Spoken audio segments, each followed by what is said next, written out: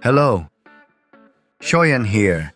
The dismantlement is done, so now I'm going to lay the floor. There's an existing old floor right here, so I'll use that as the reference and work from there.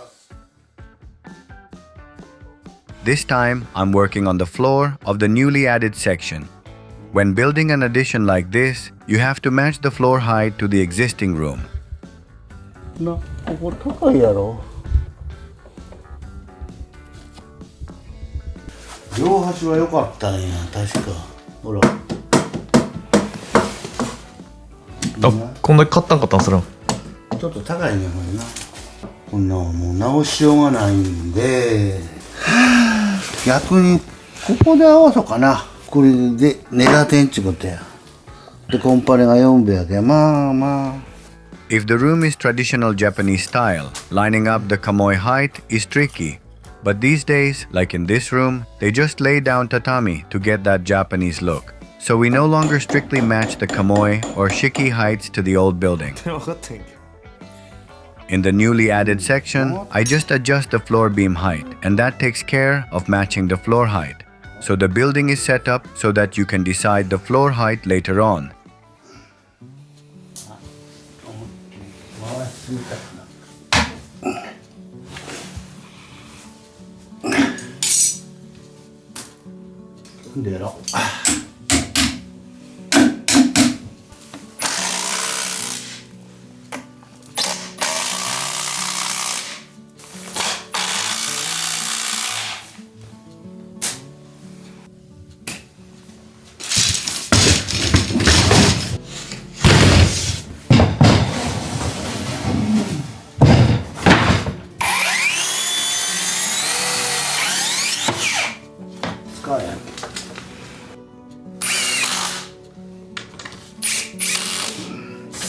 Since the floor height gets decided later, the beams are fine, but I obviously can't run joists across the top of the sill or anything like that.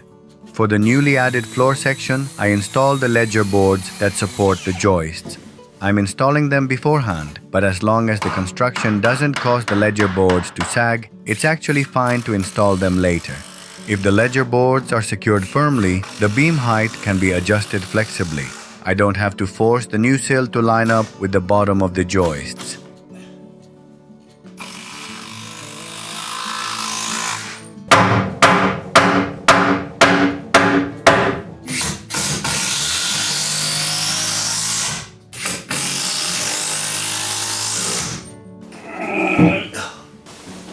The beams are roughly cut to length, but since I don't know the exact height yet, I mark the line based on the spot and notch them out.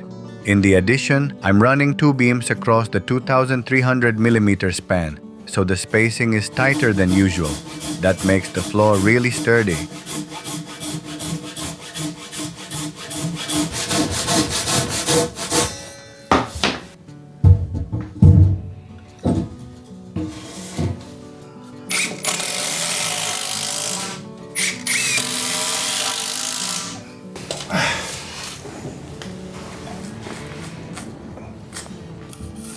Just one spot catches on the old sill.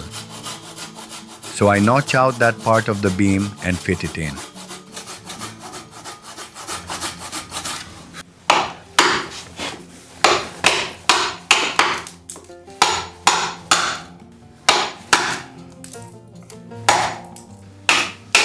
The way we determine the height of the beams, joists, and floor has switched since the old days.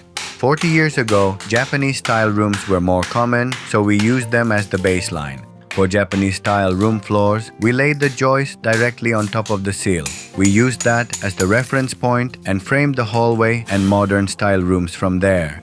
Since tatami is typically 55mm thick, the top of the Japanese-style room's floor frame was set lower than in the hallway and modern-style rooms, so the floor frames weren't all set to the same level across rooms. These days, most houses barely have one Japanese-style room, so the baseline has shifted to modern-style rooms.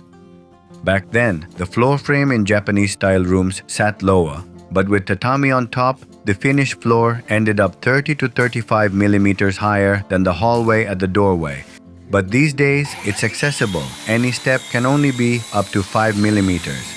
Honestly, for renovations, that 30 to 36 millimeter step actually made things a bit easier.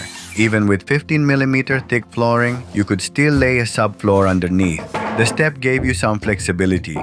But now, the modern style room is used for the baseline height, and the Japanese style room's floor under the tatami drops down from there.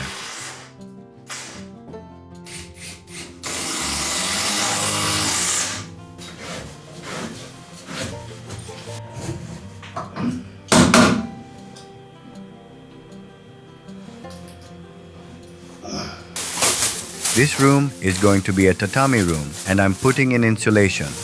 Back in the day, we rarely put insulation under a Japanese-style room. There are many kinds of tatami mats, from 15 millimeters to 55 millimeters thick. If you're laying 55 millimeter tatami, there's probably 40 to 45 millimeters of styrofoam insulation already in it. So the insulation in the tatami itself works better than the floor insulation I'm putting in now. That's why we didn't usually insulate tatami rooms. Even in this house, there was 25 millimeters of old insulation under the old tatami. We figured we might as well put insulation in here too, so that's what I'm doing.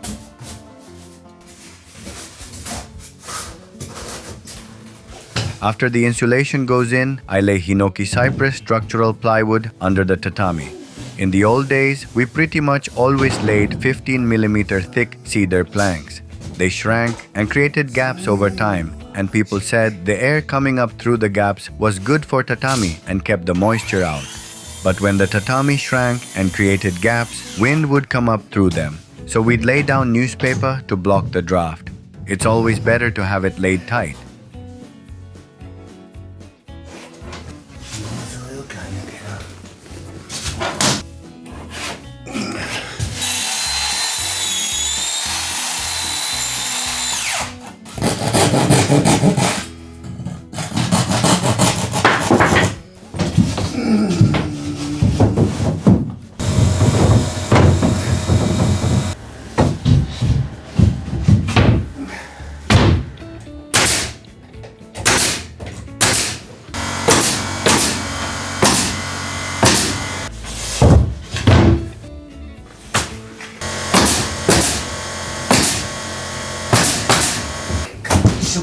Now that the floor is down, I'll move on to putting in the wall insulation. For the wall insulation, I'm using thick fiberglass. Even with fiberglass, having this much thickness is great. It's a bit itchy and makes you kind of want to scratch, but insulation fits more snugly when it's not wrapped in plastic. In this case, the spacing is 1 meter. I use the widest insulation available to fit it in. As long as I pack it in tight, the insulation will do its job.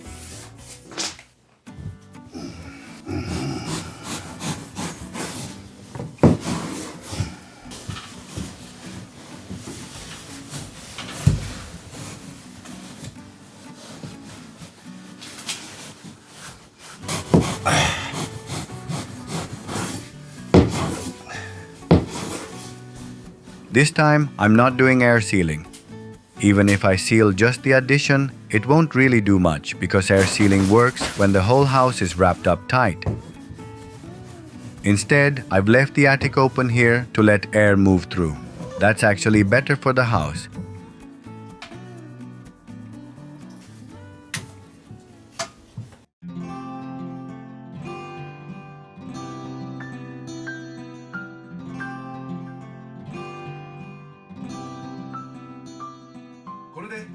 Now, I've finished installing the insulation in the addition that will be the tatami room. Next, I'll put in the kamoi, shiki, and window jamb extensions and get started on the interior joinery. That's all for today. Thanks for watching.